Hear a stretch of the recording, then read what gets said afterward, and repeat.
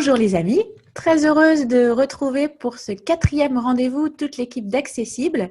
Et aujourd'hui, je vais répondre à vos questions à propos du management à distance. Alors, je vais changer un peu de casquette parce que dans mes interventions précédentes, je m'adressais à vous plutôt en tant que coach de vie avec des concepts et des outils que je développe dans le podcast L'audace d'être moi. Et aujourd'hui, je vais plutôt vous parler avec la casquette outils du manager, donc plutôt le coach professionnel, coach en management notamment, qui est avec tous les outils qu'on développe dans le podcast Outils du manager, qui est donc le podcast sur le management le plus écouté en France, que je co-anime avec mon frère Cédric Watine, le super Cédric Watine. Donc, je suis très heureuse que vous m'ayez posé des questions sur ce sujet parce que c'est vrai que pour les managers et pour leurs équipes, pour les équipes qui managent, cette situation a tout chamboulé et de façon très brutale. Et si vous n'avez jamais managé vos équipes à distance, c'est quand même un sacré challenge. Et c'est sûr qu'avoir quelques clés, ça peut sacrément aider. Et au final, cette période peut devenir une vraie opportunité pour poser de nouvelles bases de management et adopter des pratiques que vous pourrez peut-être conserver par la suite. Alors, il va y avoir 2 temps dans mon intervention.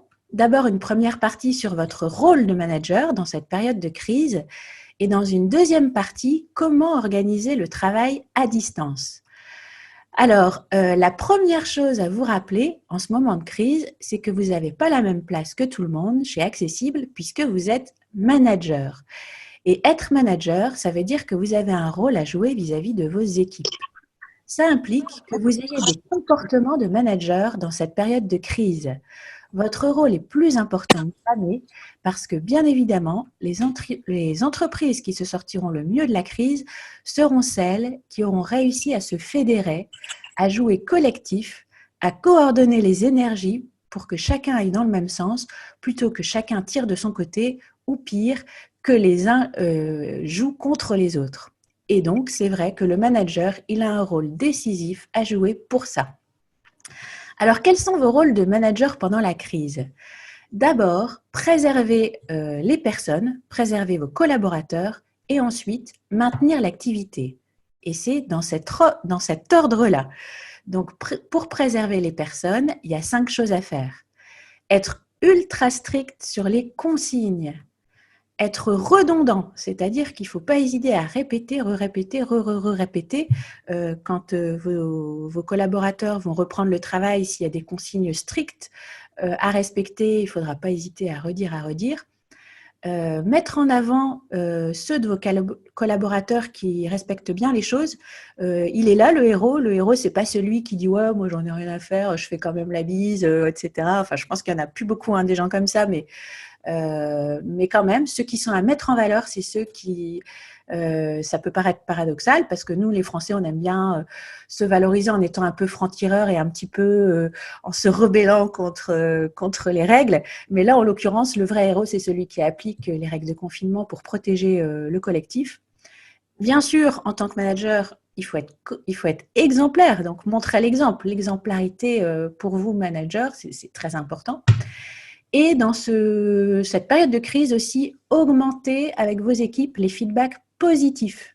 Arrêtez même les feedbacks négatifs, sauf si c'est vraiment nécessaire.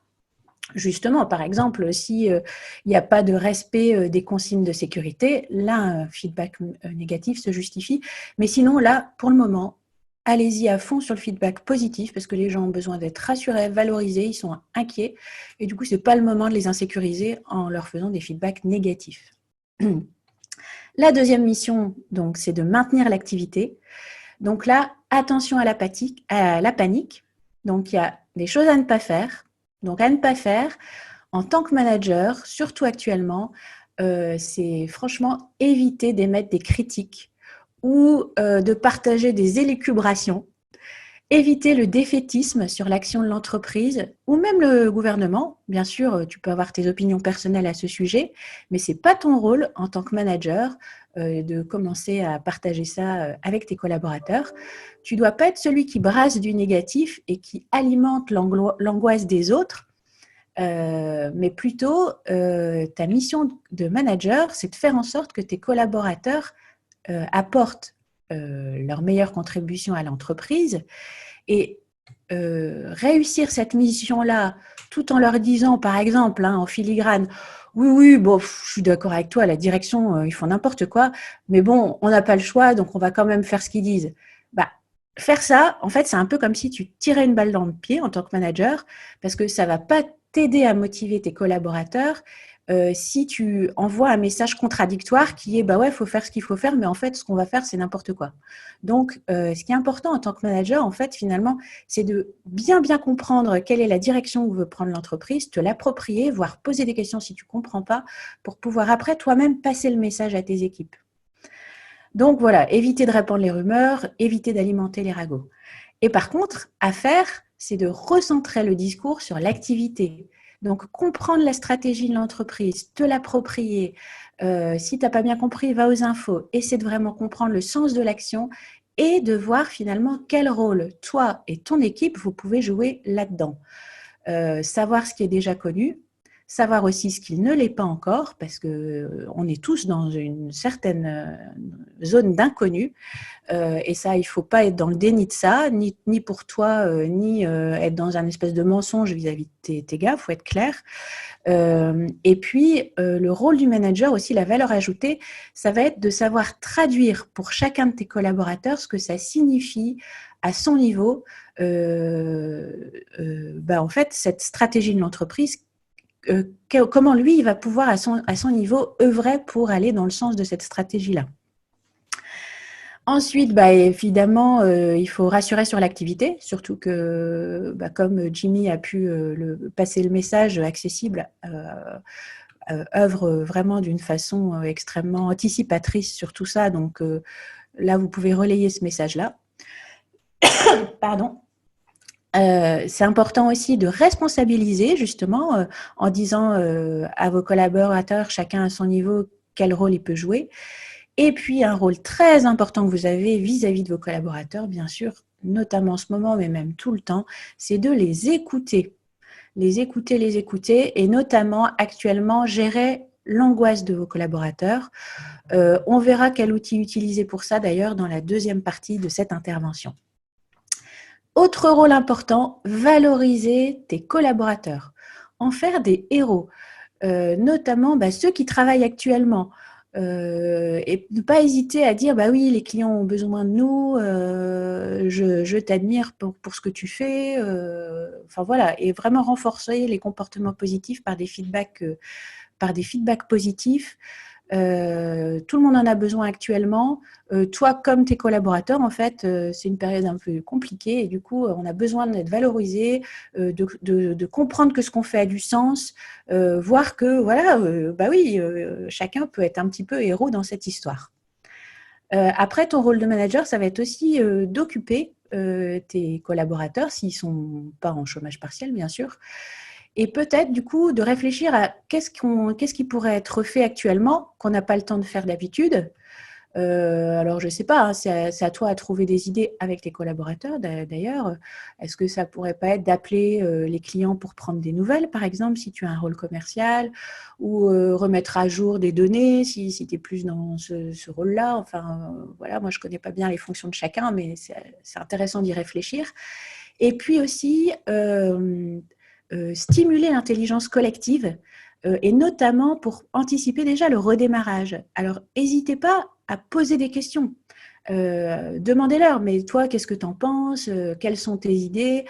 Ça fait aussi partie de ton rôle de manager de stimuler les échanges, de remonter les bonnes idées de ceux qui sont sur le terrain et qui sont souvent les plus conscients de la réalité des clients et donc qui savent plus que n'importe qui d'autre quels sont les besoins des clients actuellement.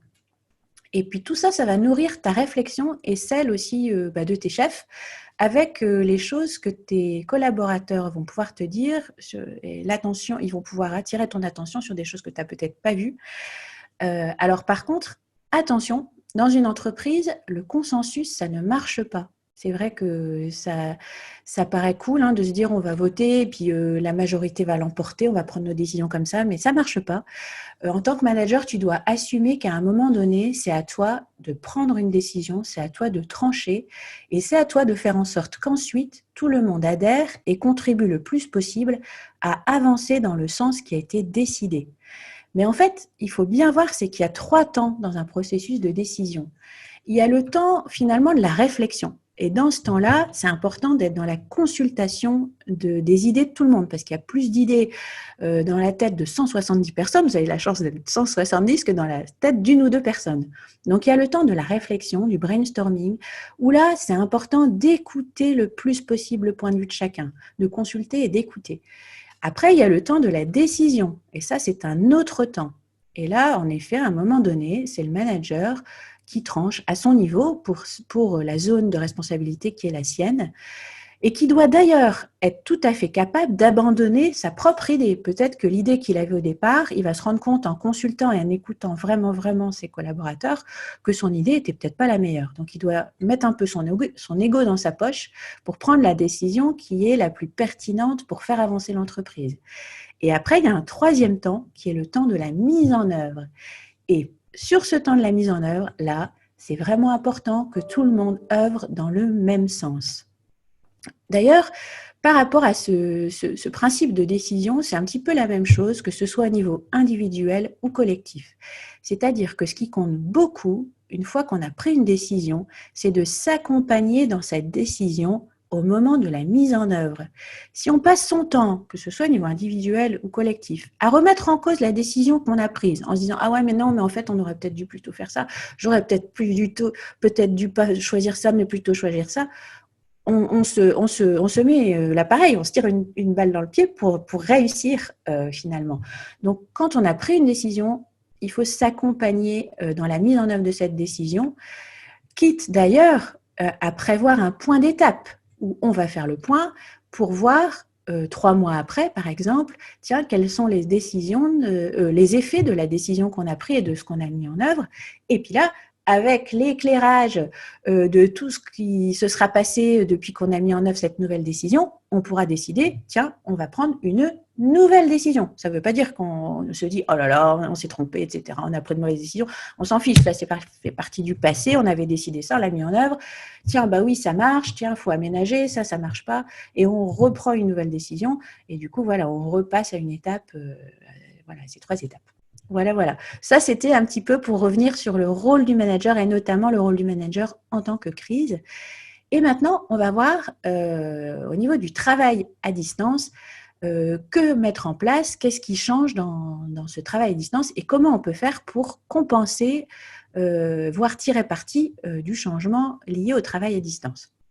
Alors, ce qui change notamment, c'est qu'il n'y a plus de machine à café. Ce que je veux dire par là, c'est qu'il n'y a plus d'interaction naturelle qui se passe habituellement dans une entreprise où il y a tout un tas d'échanges informels qui se passent quand on se croise dans le couloir, quand on fait la pause cigarette, quand on déjeune, etc. Ça, il n'y a plus actuellement. Ce qu'il n'y a plus non plus, c'est cette espèce de supervision invisible et naturelle qui se passe entre pairs ou par le manager quand on est tous ensemble dans la même entreprise. Ce qui se passe aussi, c'est qu'on est pour la plupart dans un environnement qui n'est plus professionnel. On est chez soi, avec la vie privée qui s'en mêle un petit peu avec le pro, etc.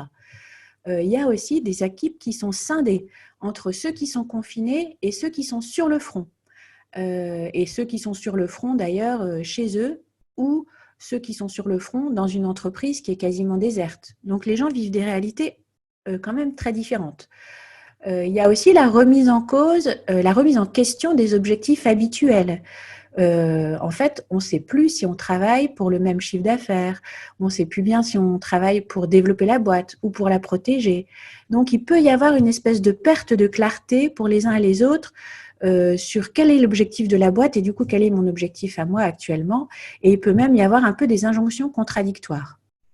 Et ce qui se passe aussi, c'est que finalement, chez tes collaborateurs, il y a 3 besoins fondamentaux auxquels il s'agit d'essayer de répondre en tant que manager. Notre cerveau aime bien anticiper. le cerveau aime bien savoir ce qui va se passer. Et d'ailleurs, quand il sait ce qui va se passer, il arrive à mieux gérer.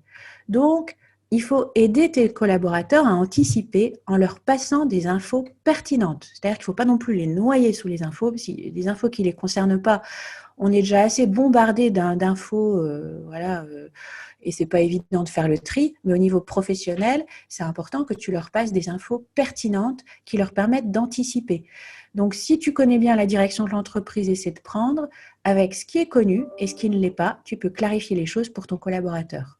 Et dans cette période d'incertitude, ce qui est important, c'est d'amener de la clarté, donc en disant ce qu'on met en œuvre et ce que chacun peut faire pour aller dans ce sens, et aussi en disant ce qu'on ne sait pas encore, avoir l'humilité de le dire, parce que y a toute une part qui reste incertain pour tout le monde, et c'est comme ça, il s'agit pas, et il s'agit finalement à chacun de l'accepter et de faire sa part sur les choses pour lesquelles il peut agir. Accepter la part d'incertitude et la part sur lesquelles on ne peut pas agir et concentrer sur notre énergie là où on peut agir. Donc, la première chose, c'est de répondre à ce besoin d'anticipation avec un discours de vérité. La deuxième chose, c'est le besoin de confiance. Donc, il s'agit d'entretenir la relation de confiance avec tes collaborateurs. C'est plus difficile de maintenir ce lien avec le travail à distance et c'est pour ça qu'il va falloir communiquer à la limite plus que d'habitude. On le verra dans un deuxième temps. Et la troisième chose, c'est aussi le besoin d'appartenance. Ça aussi, c'est un besoin fondamental de l'être humain. Et pour cette raison-là aussi, on va mettre en place différentes formes de communication pendant cette période de confinement. Donc, la réponse, je l'ai déjà un peu donné, la réponse finalement dans ce temps d'incertitude qu'on vit actuellement, c'est de mettre en place une communication volontaire et provoquée, puisque justement, elle ne peut plus se faire de façon informelle comme ça. Donc, il faut la provoquer et la faire de façon volontaire. Il faut aussi une communication fréquente, courte et ritualisée. Et une autre chose à mettre en place en tant que manager actuellement, c'est une discipline personnelle. Alors, on va voir ces différents points. D'abord, la communication.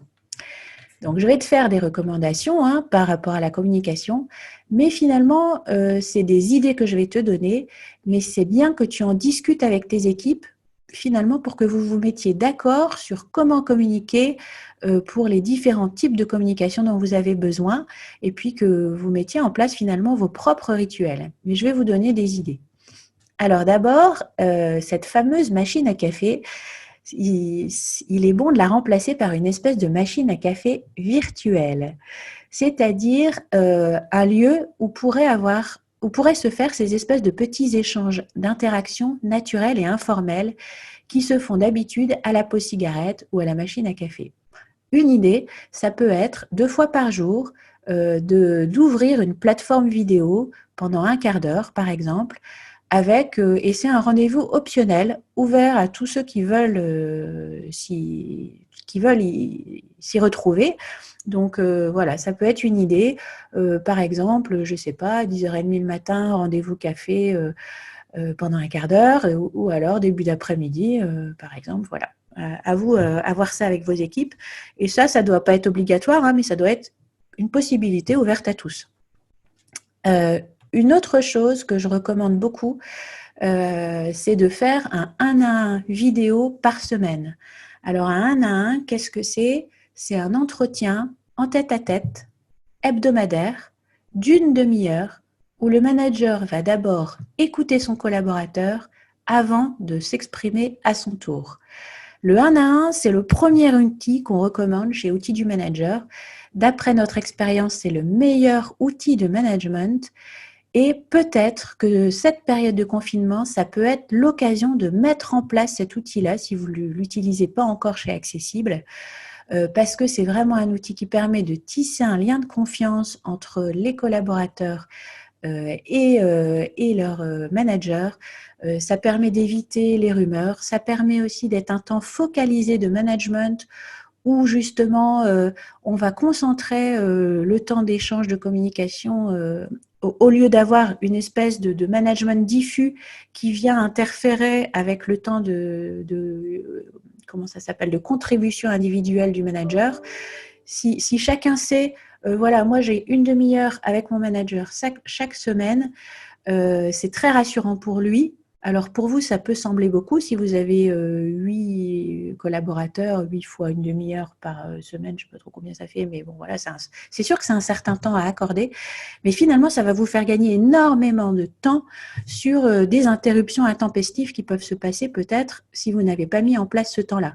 Et pour votre collaborateur, mettez-vous à sa place, une demi-heure par semaine, c'est pas tant que ça, et ça identifie vraiment le temps que vous consacrez à vos collaborateurs pour jouer votre rôle de manager.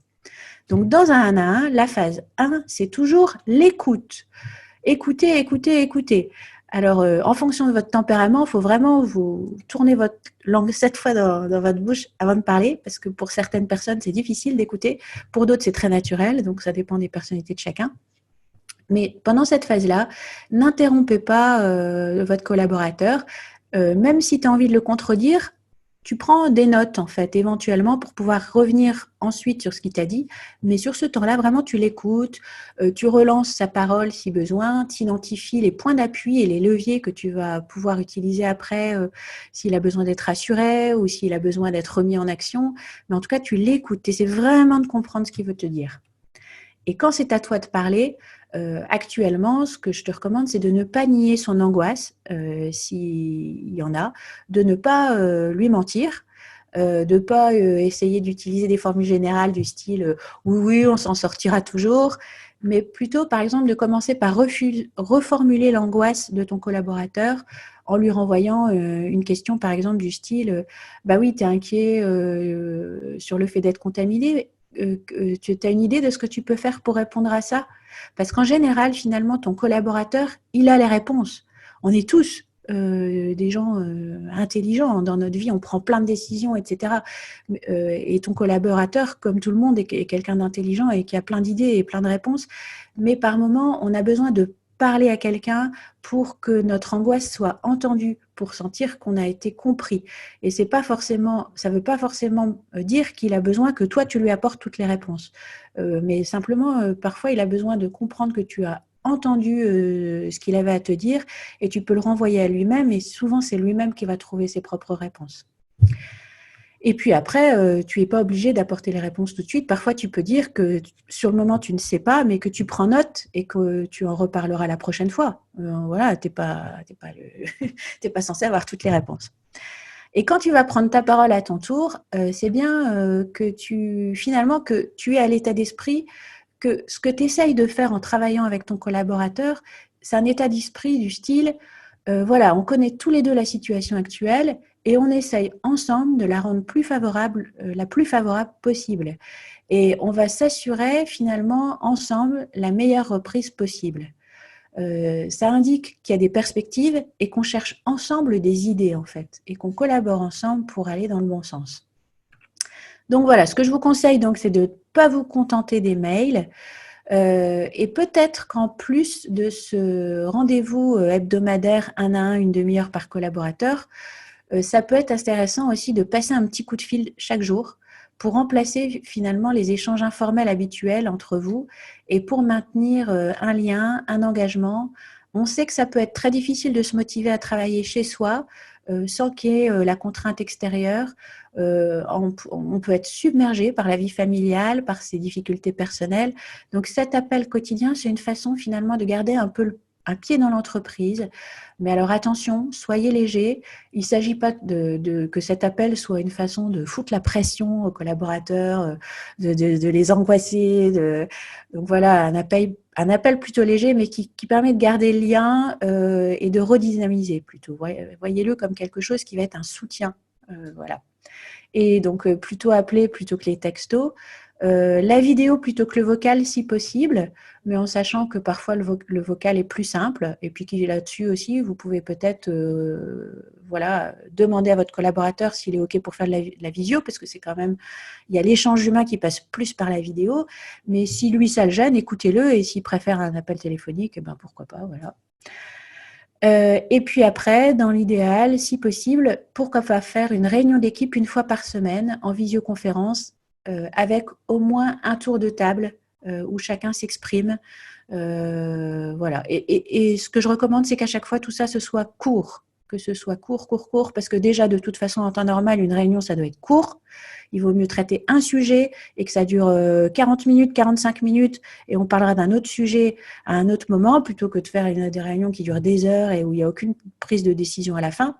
Mais là, en visio, c'est encore plus important que ce soit court.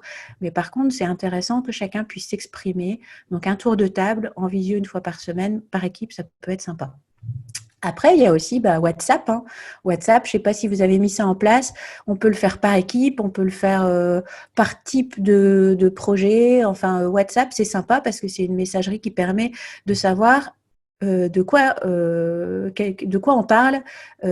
Donc, ça peut être, pourquoi pas, un WhatsApp sur telle problématique où chacun va réfléchir, etc. Et puis, WhatsApp, c'est aussi l'occasion de se marrer, d'avoir des échanges un peu d'humour. Donc, vous pouvez aussi les animer avec des défis rigolos, par exemple, que ce soit WhatsApp ou la visio ou quoi que ce soit d'ailleurs. Pourquoi pas lancer le défi que chacun partage une musique, par exemple, dans la semaine.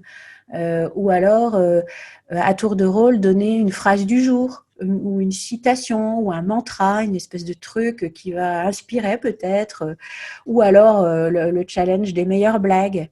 Enfin voilà, soyez créatifs et n'hésitez pas aussi à stimuler aussi les idées de vos collaborateurs là-dessus. Mais ça peut être sympa de se marrer tous ensemble en ce moment, ça crée le lien et ça permet aussi d'apaiser l'angoisse. Donc voilà, qu'est-ce que j'avais d'autre à vous dire? Oui, ça peut être intéressant aussi, peut-être, de proposer à vos collaborateurs de faire un espèce de bilan écrit chaque fin de semaine de ce qu'ils ont fait pendant la semaine. Là aussi, il ne s'agit pas en fait de le faire d'une manière qui serait de les fliquer, mais plutôt de les aider à constater ce qu'ils ont pu faire. Parce qu'on a souvent tendance à se dire oh là là, j'ai rien fait, à se trouver à être insatisfait de ce qu'on a fait et finalement se dire à chaque fin de semaine je vais faire le bilan de ce que j'ai fait. Voilà, ça permet de dire ah bah ouais si j'ai quand même fait ça, ça, ça, et puis aussi en début de semaine en sachant qu'à la fin on va faire le bilan, ça nous tend vers quelque chose en fait, ça nous met dans une énergie qui est plus positive. Donc voilà, qu'est-ce que j'ai d'autre à vous dire?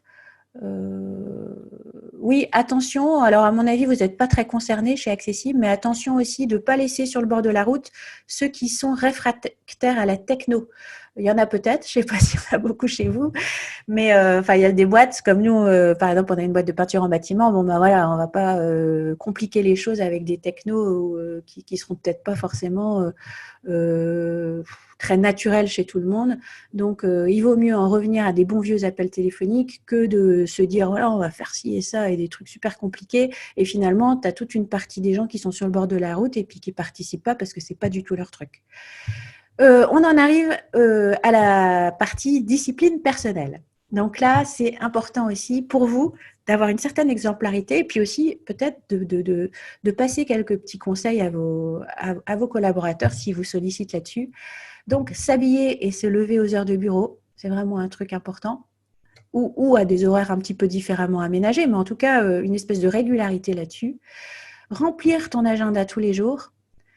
Soigner ton environnement en aménageant par exemple un espace professionnel qui sera dédié au travail avec, si c'est possible, si c'est une pièce à part, tu peux noter tes horaires sur la porte pour que toute ta famille sache que voilà, à tel horaire, tu travailles et que voilà. Tous les soirs, tu peux ranger ton espace en fin de journée pour pas qu'il y ait trop de laisser-aller qui peut un peu te tirer vers le bas. Pourquoi pas aussi écrire un espèce de journal, de petit journal rapide sur journal professionnel et ou perso, que tu peux écrire peut-être matin et soir pour clarifier tes idées, voir ce que tu as décidé de faire et finalement ce que tu as fait, faire le point. Et puis donc, c'est ce que je disais, faire un bilan de la semaine en fin de semaine. Tu peux ancrer des habitudes qui te serviront plus tard, comme justement la ritualisation de choses que tu vas faire chaque jour. Et ce que je te recommande beaucoup, c'est de compartimenter tes activités. Si tu ne fais pas de pause, ça tue la productivité. En fait, il est bon de travailler, on va dire, entre 45 à 90 minutes d'affilée, ça dépend des gens. Mais après ce temps-là, les études montrent qu'il y a une baisse de productivité. Ça monte, et puis après, boum, ça rebaisse. Donc là, c'est pas mal d'inclure quand tu vas poser ce que tu vas faire, d'inclure une pause au bout en fonction tu testes ce qui te convient le mieux à toi, mais inclure une pause au bout de 45-90 minutes. Il y a une autre chose qui tue beaucoup la productivité, ce sont les interruptions. Le fait de changer constamment d'activité, d'être tout le temps interrompu, parce qu'on met un temps fou après à retrouver son niveau de concentration. Et du coup, ce que je te recommande, c'est de regrouper tes activités et d'aménager des pauses. En sachant d'ailleurs qu'on a sur la journée des pics d'attention. En général, on est plus capable de se concentrer sur des tâches complexes le matin. Et par contre, en général, on a une grosse chute en début d'après-midi. Donc, à toi de repérer, pareil, d'apprendre à te connaître, quel est ton biorhythme, quels sont les moments où tu es au pic de concentration dans ta journée et tu mets tes tâches les plus complexes à ces moments-là, au moment où tu es le plus en forme. Et par contre, tu vas positionner tes tâches un peu que tu peux faire sur un mode robot, comme traiter tes mails, ranger tes affaires, traiter les trucs administratifs. Tu vas les positionner sur des moments de ta journée où tu es un petit peu en énergie plus basse. Donc souvent, c'est après le déjeuner, voilà, à toi d'identifier. En début de journée, ce qui est vraiment super à mettre en place, c'est une espèce de routine de planification et notamment de te dire quelles sont les 3 choses que je veux avoir faites aujourd'hui. Les 3 choses vraiment importantes qui me feront me dire que vraiment ma journée a été utile, a servi à quelque chose. Si j'ai fait ça, c'est top. Et puis après, tu vas voir sur le plan de ta journée quels sont les rendez-vous personnels que tu as déjà positionnés, parce que les rendez-vous personnels, je t'invite à les positionner aussi sur ton agenda et à les sanctuariser, parce que c'est très important d'avoir des rendez-vous perso, donc le temps de déjeuner le midi, le moment où tu vas faire du sport, le moment où je sais pas quoi, où tu vas faire un apéro Zoom avec tes potes, voilà. Et puis, quels sont les rendez-vous pro aussi déjà pris, les rendez-vous justement en visio avec tes collaborateurs, etc. Tu positionnes déjà tout ça et tu regardes si tu peux positionner deux ou 3 plages de temps de travail personnel où tu vas faire justement les choses que tu as décidé de faire qui sont les plus importantes pour la journée. Et peut-être d'ailleurs que tu vas te rendre compte que les 3 choses, tu ne vas pas pouvoir les faire aujourd'hui. Donc, tu n'en positionnes que 2 et la 3e, c'est pas grave, tu la positionneras le lendemain. Mais au moins, tu as une espèce de clarté. Et en fin d'après-midi, je te recommande de réserver un créneau qui te permet de respirer, de faire face à l'imprévu, parce qu'en fait, il ne faut jamais qu'un agenda soit blindé complètement. Si ta journée, elle est complètement blindée de trucs, je fais ci, et je fais ça, et je fais ça, et je fais ça, et je fais ça, puis qu'il n'y a pas un temps un peu libre pour l'imprévu, en fait, tu vas être frustré parce qu'en fait, tu vas tout le temps, tous les jours, constater que ah bah zut, j'ai pas fait tout ce que j'avais prévu de faire. Donc, prévois-toi ce créneau, par exemple en fin d'après-midi, où tu ne positionnes rien et finalement, soit tu auras un imprévu que tu traiteras là, soit tu traiteras tes mails ou quelque chose, mais en tout cas, voilà, un temps de respiration. Voilà. Donc, pour récapituler, ce que je te recommande sur ton agenda, c'est une routine de planification le matin, tes rendez-vous avec les autres, notamment tes 1 à 1, tes appels téléphoniques, tes réunions visio, une espèce de routine de maintenance de tes mails et de vérification d'actions à mener, et donc tes rendez-vous avec toi-même qui te servent à contribuer individuellement et peut-être aussi à prendre un peu de recul sur ce que tu as à faire, à remettre de l'ordre sur les actions que tu as à mener, etc. Et donc, je te recommande de ne pas trop remplir ton agenda. Et autre chose très importante, de borner ta journée. C'est-à-dire que tu décides de l'heure de début et de l'heure de fin. Et l'heure de fin de ta journée, tu la décides le matin, tu la décides à l'avance, voire même une semaine avant, si tu es capable de le faire, mais au moins le matin. Et je te recommande de borner la fin de ta journée par un rendez-vous personnel. Tu décides par exemple de faire du sport ou d'aller faire un apéro Zoom avec tes copains ou préparer le dîner ou donner le bain aux enfants ou j'en sais rien, mais paf, tu sais qu'à ce moment-là, quoi qu'il arrive, tu vas arrêter. Sinon, finalement, du travail, il y en a toujours. On peut très bien travailler jour et nuit si on veut et c'est comme ça qu'on fait des burn-out. Donc, il y a une fin et on décide la fin en début de journée pour être sûr de ne pas la dépasser. Voilà, voilà. Donc après, ce que tu vas peut-être découvrir, c'est que finalement, le télétravail, ça a du bon et que peut-être que ça te permet d'être plus productif et que pourquoi pas en faire, même après la reprise, pourquoi pas instaurer qu'il y aurait une journée de télétravail. Ça, ce sera à discuter avec tes équipes, avec Jimmy, avec... Mais le télétravail, ce qui est pas mal, c'est que sur certaines tâches, ça peut te permettre justement d'être très focus. Voilà, donc peut-être que vous allez découvrir qu'il y a un nouveau truc à inventer par rapport à ça, en l'ayant expérimenté pendant ce temps de confinement. Ça permet aussi les réductions de déplacement. Le déplacement, c'est quelque chose qui prend un temps fou, en fait.